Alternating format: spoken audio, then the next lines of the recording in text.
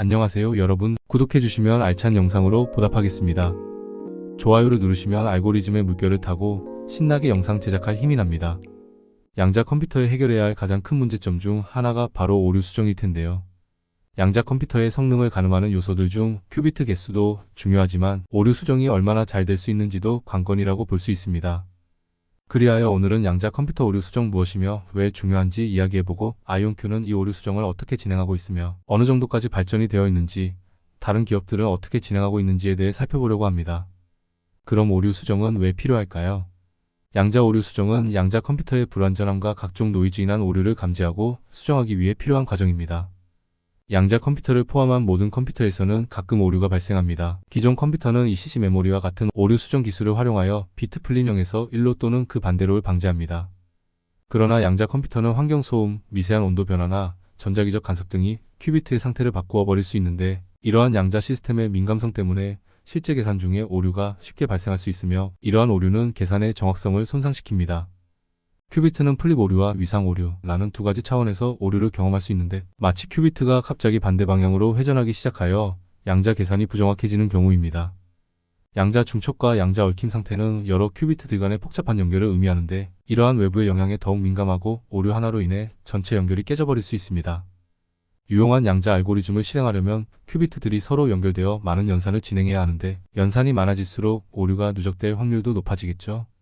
양자 컴퓨터의 성능을 올리기 위해서는 많은 큐비트가 필요하지만 양자 컴퓨터가 내놓는 결과물의 질을 높이기 위해서는 오류를 감지하고 수정하는 능력이 반드시 필요합니다. 양자 오류 수정은 이러한 오류를 식별하고 수정함으로써 신뢰성 있는 양자 계산을 가능하게 만드는 즉 양자 컴퓨터의 실용성을 높이는 필수 기술입니다. 양자 오류 수정은 크게 세 가지 단계가 있습니다. 먼저 오류를 감지합니다. 오류 감지를 위해서는 앵커 큐비트라는 특별한 종류의 큐비트가 주변 큐비트의 상태를 모니터링하는 역할을 하는데요.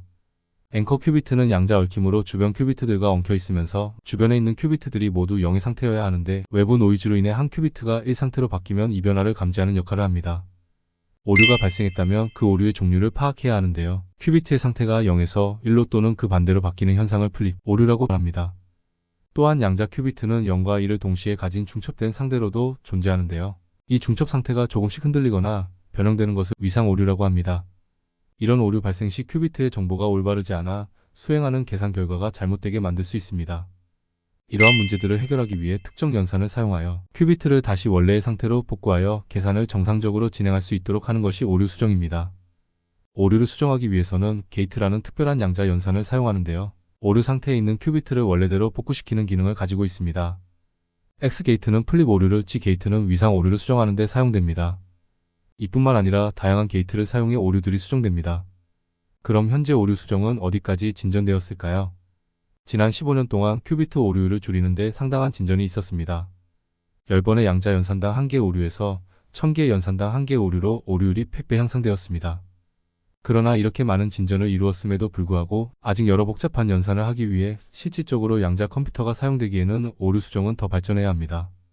현재 연구자들은 다양한 양자 오류 수정 기술을 제안하고 있습니다. 예를 들어 물리적 큐비트 블록을 논리적 큐비트로 인코딩하면 오류를 완화할 수 있습니다. 물리적 큐비트는 우리가 알고 있는 양자 하드웨어에 탑재된 일반적인 큐비트를 뜻하는데요.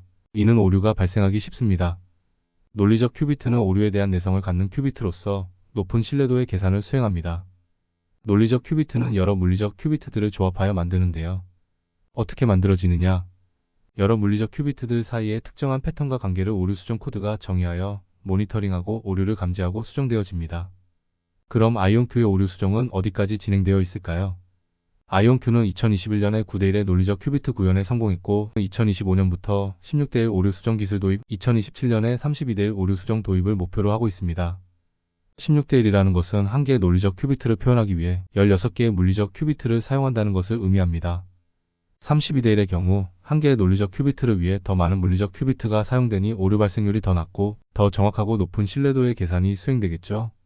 만약 16개의 물리적 큐비트 중 소수의 큐비트에 오류가 있다면 나머지 큐비트들이 그 오류를 수정하여 논리적 큐비트는 안전하게 정보를 유지하게 해주는 것입니다. 이러한 과정들을 통해 오류에 대해 훨씬 강한 내성을 가진 논리적 큐비트로 만들어진 아이온큐의 양자 컴퓨터는 더욱 신뢰성 있는 연산을 수행할 수 있는 것입니다. 그러나 현재 큐비트의 오류율이 높기 때문에 단일 논리적 큐비트를 생성하려면 많은 물리적 큐비트가 필요합니다. 오늘날의 오류율은 0.1%이므로 각 논리적 큐비트에는 1000개에서 10만 개의 물리적 큐비트가 필요합니다. 그래서 현재 아이온큐는 AQ64로 확장하기 위해 전체 오류 수정이 아닌 오류 완화라는 자체 개발한 새로운 소프트웨어 기반 기술을 사용할 예정입니다. 이 소프트웨어 기반 모델링 기술은 오류 수정 논리 큐비트를 만들기 위해 전체 오류 수정보다 훨씬 적은 큐비트를 필요로 합니다. 이러한 혁신을 통해 아이온큐는 상용화의 중요한 큐비트 오버헤드를 줄이면서 AQ64를 달성할 수 있습니다.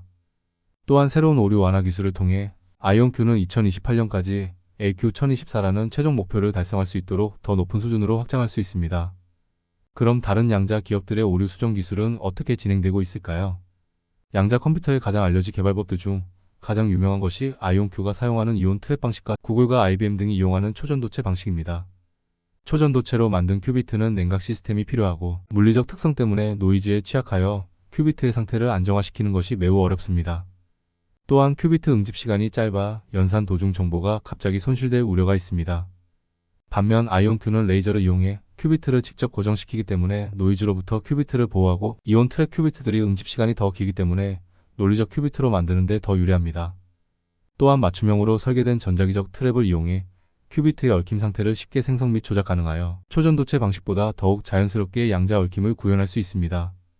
이러한 점들 때문에 같은 논리적 큐비트를 구성한다 하더라도 초전도체 방식은 훨씬 더 많은 물리적 큐비트가 필요합니다. 올해 초 구글은 49개의 물리적 큐비트로 논리적 큐비트를 만드는 데 성공하였지만 초전도체 방식으로 완전한 한 개의 논리적 큐비트를 만드는 데는 이보다 훨씬 더 많은 물리적 큐비트가 필요한 것으로 추정되고 있습니다. 실제로 구글 및 IBM과 같은 경쟁사들이 양자 오류 수정이 완전히 접목된 양자 컴퓨터를 만드는 것은 2030년쯤이 목표입니다. 연산이 매우 빨라도 에러율이 높아 컴퓨터가 계산한 값 자체를 신뢰할 수 없다면 사실 무용지물이니까요. 여러분은 어떻게 생각하시나요? 댓글 달아주세요. 오늘도 시청하여 주셔서 감사합니다.